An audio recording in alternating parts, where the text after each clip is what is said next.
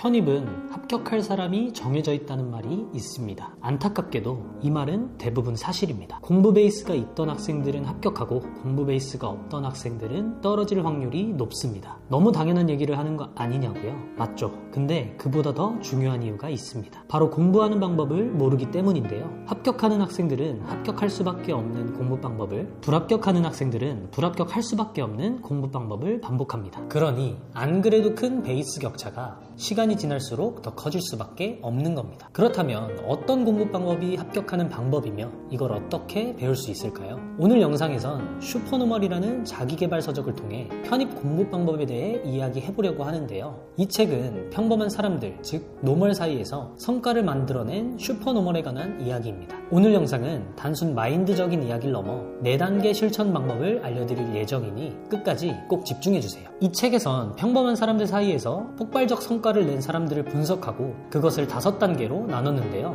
오늘 영상에서는 실제 편입에 접목해 4단계로 나눠 이야기해보려고 합니다. 첫 번째는 바로 돌연변이 찾기입니다. 예를 들면 이런 거예요. 부잣집에서 태어나지 않았는데 부자가 된 사람, 전문가가 아닌데도 성과를 내는 사람, 편입에선 노베이스인데 연고, 서성안에 합격한 사람이 되겠죠. 돌연변이는 나와 상황이 비슷한 사람인데 압도적인 성과를 만들어낸 사람을 의미해요. 결국 나와 비슷한 상황에서도 성공한 케이스가 있다면 나도 하지 못할 이유가 없다는 거죠. 돌연변이를 찾았다면 그 뒤 해야 할 일은 간단해요. 어떻게 이런 성과를 냈는지 이유를 찾아보는 겁니다. 예를 들어 나는 노베이스라 합격이 어려울 것 같아 라고 생각하는 사람은 노베이스에서도 편입을 성공했던 사례를 찾아보는 거예요. 어떤 전형으로 준비했고 하루 순공 시간은 얼만큼 가져갔으며 공부 방법은 어떻게 되는지, 이런 식으로 그동안 불가능하다고 여겨졌던 장벽을 허무는 과정이 필요합니다. 두 번째는 운과 실력의 영역을 분리하는 것입니다. 운의 영역에 빠져 노력의 양을 줄이고 있지 않은지, 실력의 영역에서 운에 기대고 있지 않은지를 정확하게 분리해야 한다는 거예요. 예를 들면 한번 잘 나온 모의고사 점수를 내 실력이라고 생각하고 공부에 소홀히 하는 경우가 많습니다. 이후 점수가 떨어지면 평소만큼 실력이 안 나왔다며 스스로 약점을 보완하려 하지 않죠. 모의고사 시험이 평소보다 쉽게 나왔다면 이건 명백하게 운의 영역이지 실력으로 착각하면 비극이 생깁니다. 마치 로또 1등 번호를 공부하는 것처럼 말이죠. 운과 실력의 영역을 구분하면 당장 해야 할 일이 보입니다. 하루 24시간이라는 똑같이 주어진 시간 속에서 내 시간과 에너지를 실력의 영역으로 투입해야 합니다. 세 번째는 실력의 영역을 정복하는 단계입니다. 그냥 열심히 하면 되는 거 아닌가? 라고 생각할 수 있는데요.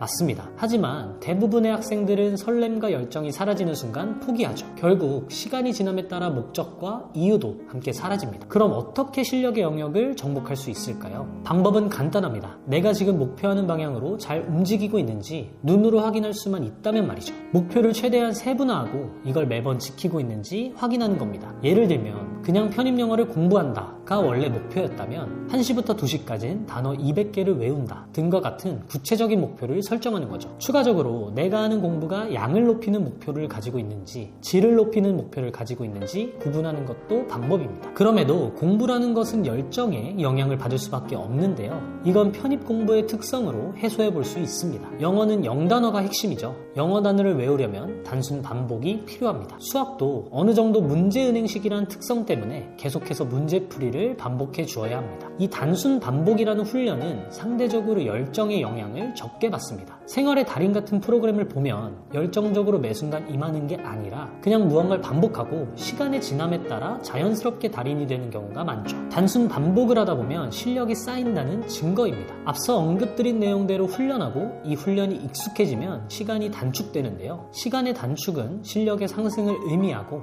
모두에게 주어진 하루 24시간 속에서 실력은 시간을 저축하는 가장 좋은 방법이 됩니다. 마지막은 빈도를 극단적으로 높이는 것입니다. 유명한 발명가 하면 누가 떠오르시나요? 바로 에디슨이죠. 에디슨은 1000개가 넘는 특허를 가지고 있다고 합니다. 하지만 평생 취득한 특허 중 극히 일부만 우리 삶을 바꾸었다고 하는데요. 최고의 물리학자라 불리는 아인슈타인도 200편이 넘는 논문을 작성하였지만 상대성 이론에 관한 논문을 제외하면 거의 언급조차 되지 않았죠. 여기서 집중할 점은 에디슨, 아인슈타인, 천재 중에 천재라고 불리는 이들도 압도적으로 많은 시도를 통해 그중 몇 가지 성공을 이루어냈다는 점인데요. 성과, 성공을 위해선 일단 시도해야 합니다. 목표를 향한 생각의 속도를 늦추고 한 번이라도 더 많이 시도해야 합니다. 이게 바로 고빈도 전략이에요. 편입 공부를 한 번이라도 해본 분들은 공감하실 거예요. 문제가 안 풀리면 개념이 부족한 것 같고 남들보다 뒤처지진 않을까 걱정하다 보면 결국 행동의 횟수가 줄어들게 됩니다. 하지만 합격하는 학생들은 결국 행동하는 학생들이에요. 생각의 양을 제한하고 행동의 속도를 올렸던 학생들이죠. 어떻게 하면 조금이라도 더 행동으로 옮길 수 있을까 고민해야 합니다. 네, 제가 준비한 영상은 여기까지인데요. 오늘 소개한 책의 저자는 슈퍼노멀로 가는 모든 단계를 설명하고 다음과 같이 말합니다. 슈퍼노멀로 가는 길에 게으른 완벽주의자는 없다고 말이죠. 게으른 완벽주의자라는 말 들어보셨을까요?